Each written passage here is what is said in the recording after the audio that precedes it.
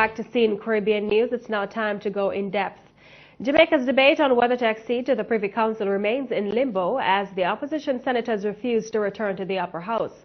The suspension of opposition senator Mrs. Marlene Malahoo Fort has been lifted, but for the last two sittings of the Senate, the opposition senators have been absent. The reason? Lifting the suspension is not enough. The senators say an apology is due and a withdrawal, as we'll now hear from our guest, Mr. Tom Tavares Finson, leader of opposition business in the Senate. Welcome to In Depth, Mr. Tavares Finson. Yes, a pleasure to be on your program.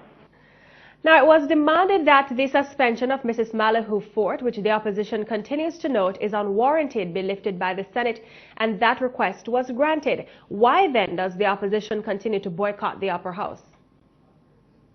The essence of the difficulty that we are having is a failure on the part of the President of the Senate to realize that he acted outside all of his authority. He had no authority in the first place to suspend Senator Marlene Malahoo Fort. None whatsoever.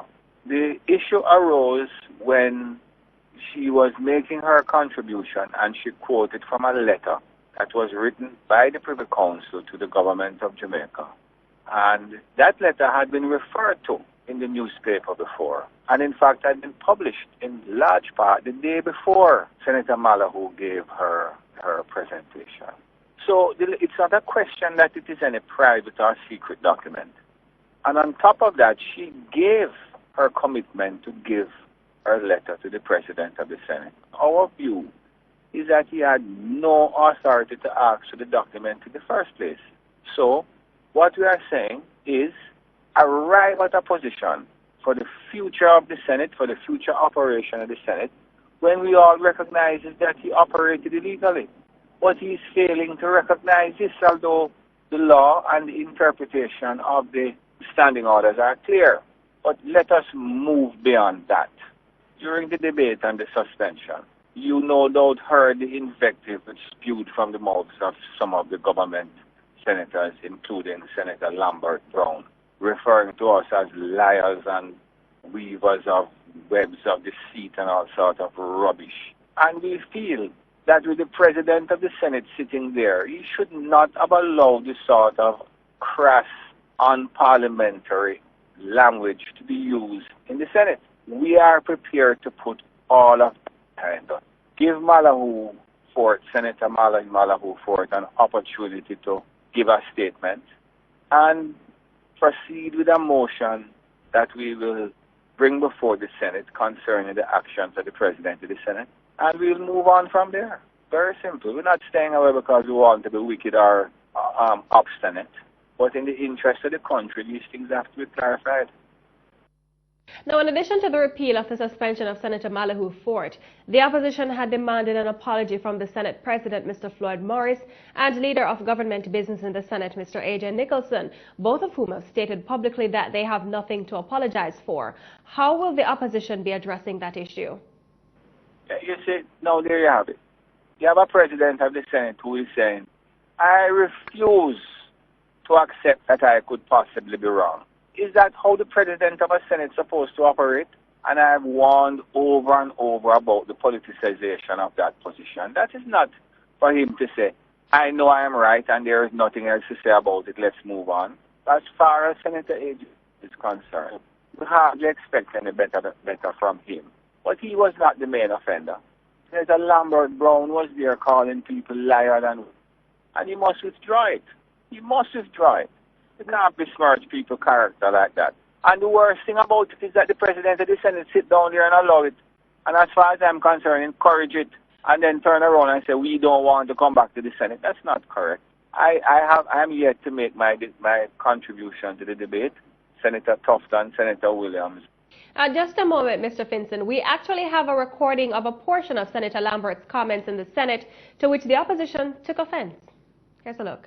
When I saw the member sending out on Facebook a message about the clerk failing to tell you, Mr. President, that she had come back here, I asked myself, what madness have descended on these people that they choose to cover up a lie to attack the staff of this parliament.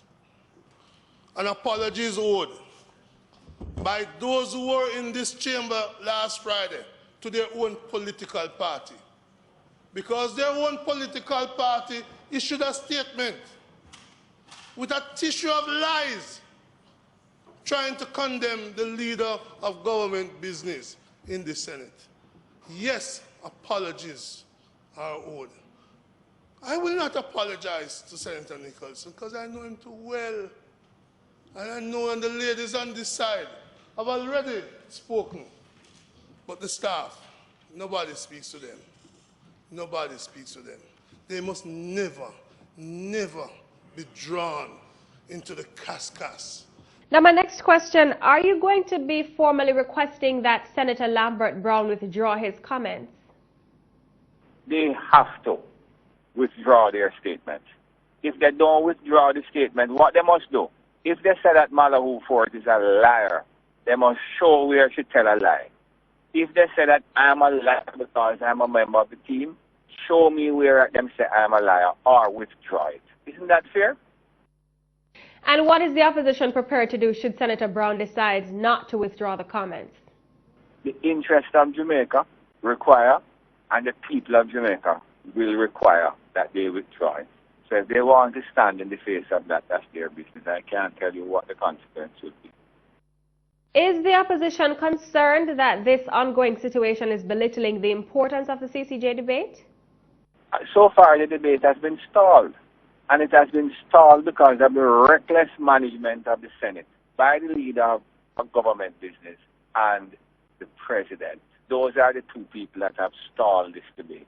One by the suspension and allowing the sort of invective to flow from the government senators. And as far as Senator Nicholson is concerned, his intervention with his handbag, quite unnecessary and stupid. And that is what has stalled the debate. Are we concerned about it? Yes, because we want to continue and bring this debate to a conclusion. What happens if after a certain time has passed, this matter has not been concluded? An election will be called. Because from what we understand, there is to be an election sometime in December. So, we really hope to have this thing concluded before that. But the ball is really not in my court at all. The ball is in the court of the president and leader of government business. And that's all the time we have for In Depth. Thank you very much for speaking with us, Mr. Tavares Finson.